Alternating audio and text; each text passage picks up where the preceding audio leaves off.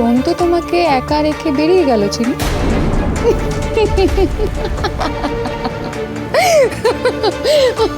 উফ, কি মজার ব্যাপার না এটা। দ্রোণ মন্ত্র পড়ে শপথ নিল যে সারা জীবন তোমার পাশে থাকতে বলে, আর সে কিনা ফুলশয্যার রাতে তোমাকে একা ছেড়ে চলে গেল। এবার কি হবে? আমি জানতাম আপনি এতটুকু বদলাননি অপালা ম্যাডাম। আজ সকলের সামনে আপনি যে কান্নাটা কেঁদেছেন সেটা নিছক কুমিরের কান্না। সেটা ছোট মালিক বোঝেননি, আপনাকে ক্ষমা করে দিয়েছিলেন। কেন জানেন? কারণ ছোট মালিক যে খুব সরল, সবাইকে বিশ্বাস করে ফেলেন। কিন্তু সকলে যে বিশ্বাসের যোগ্য নয় সেটা উনি জানেন না। কি মতলবে নির্লজ্জের মতন আপনি এই বাড়িতে চলে এসেছেন আমার আর ছোট মালিকের সম্পর্ক ভাঙতে? এক সেকেন্ড সম্পর্ক? তোমার আর দ্রোণের সম্পর্ক? মানে বাড়ির মালিক আর বাড়ির কাজের মেয়ে সম্পর্কের কথা বলছো? অপলা ম্যাডাম, আমার রাস্তা ছাড়ুন। আমার আর আমার স্বামীর সম্পর্ক নিয়ে বাইরের কেউ নাক গলাবে সেটা কিন্তু আমি সহ্য করব না, একেবারেই করব না। না চিনি, আমি আর নাকটা কিছু গলাবো না। আমি না এবার পুরো শরীরটাই গলিয়ে দেব। বুঝতে পারলে না তো? বুঝিয়ে দিচ্ছি।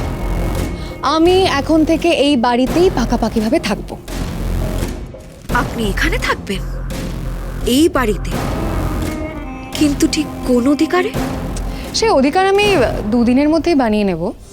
তবে আমার কি মনে হয় জানো তো চিনি, আমার এই অধিকার পাওয়ার রাস্তাটা না তুমি অনেক সহজ করে দেবে। এই যে ধরো আজকে তোমার ফুলশয্যা আর দ্রোণ তোমার পাশে নেই, এখানেই তো আমার কাজটা অনেক সহজ হয়ে গেল, তাই না? এবার দ্রোণ আমার হবে চিনি।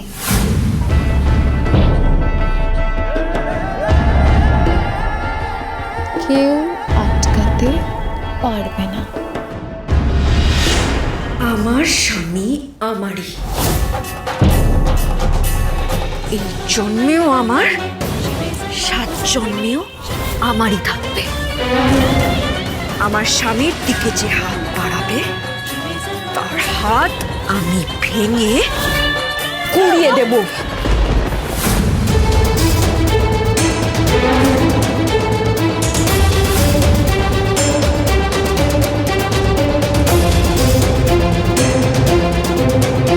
ওমা, এত সহজেই মুচ্ছা গেলেন যে?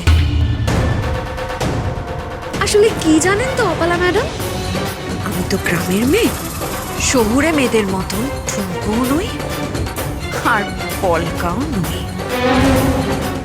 এই হাত দিয়ে অনেক কয়লা ভেঙেছি, অনেক কাঠ চিরে ফালা ফালা করেছি।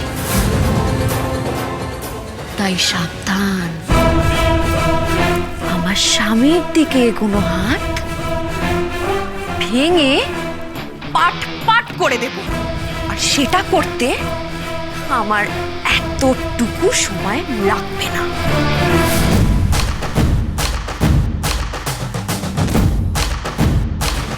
সরুন।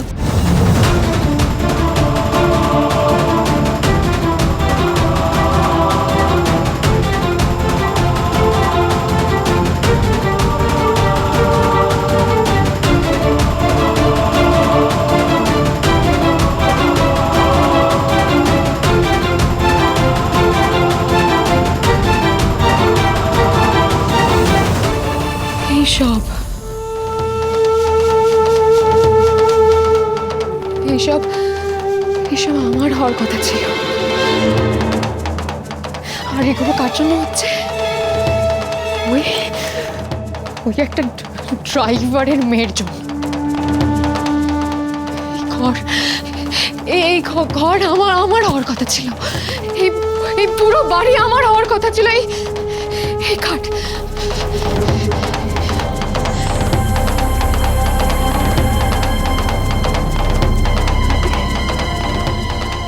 আমার একদম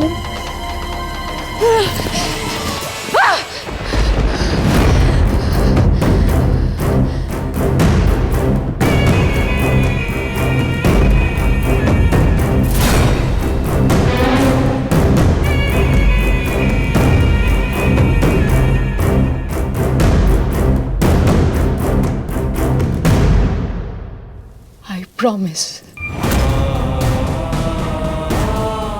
I promise তাই হবে, তাই হবে। অপালা চৌধুরী আর দ্রোণ, তুমি আমার নামটা কোনোদিনও ভুলবে না, আমি কোনোদিনও ভুলতে দেব না।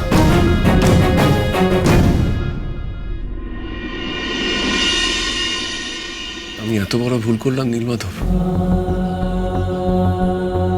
আমার মানুষ চিনতে ভুল হলো। আমি তো চিনিকে ভরসা করেছিলাম, ওর সরল মনটাকে ভরসা করেছিলাম, ওর ভালোবাসায় বিশ্বাস করেছিলাম। ওর কথা শুনে তো মনে হতো মিথ্যে কথা বলতে পারে না, আর সেই চিনি কিনা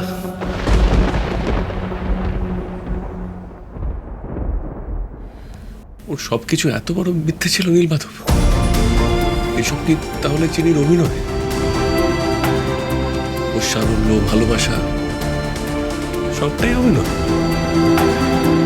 ও কোন একটা উদ্দেশ্য নিয়ে এসছে এখানে, আর ওর উদ্দেশ্য সিদ্ধ করতে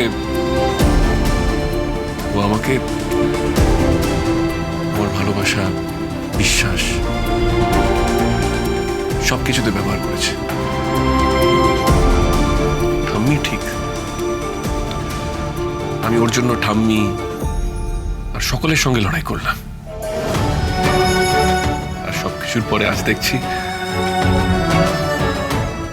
আমার চেয়ে বোকা আর কেউ নেই। ঠাকুর নীলমাধব, তবে কি তুমি সত্যি সত্যি সেদিন অমঙ্গলের ইঙ্গিত দিয়েছিলে? চিনি এই বাড়িতে ঢোকার সঙ্গে সঙ্গে তুমি কি বলতে চাইছিলে?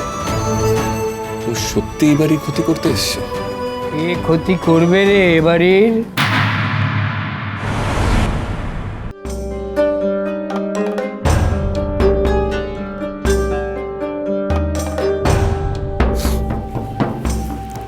দাদুমণি, আমি ঠকে গেছি দাদুমণি, একেবারে ঠকে গেছি। কে তোকে ঠকালো রে? ওই বাঘিনী নাকি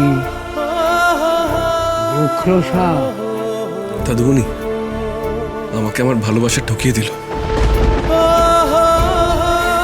ভারী ব্রহ্মজ্ঞানী হয়েছিস তুই, নিজের মুখে বলছিস নিজের ভালোবাসা, আবার তাকেই অবিশ্বাস করছিস। এক মুখে কটা কথা বলিস রে তুই। তোমাকে কি করে সব বলি দাদুমণি? আমি যে ওকে ভালোবেসেছিলাম, বড্ড ভালোবেসেছিলাম, সেই কিনা আমাকে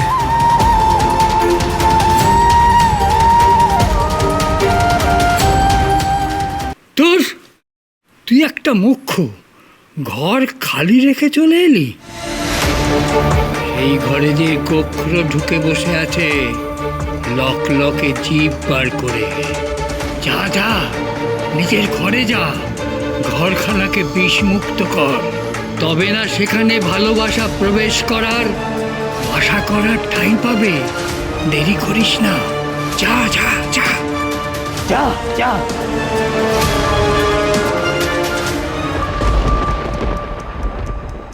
ঠাকুর, ঠাম্মি যে উদ্দেশ্যের কথা বলছিল চিনি সেসব কথা আমার কাছে কেন স্বীকার করলো না? আমার কাছে লুকানোর কি ছিল?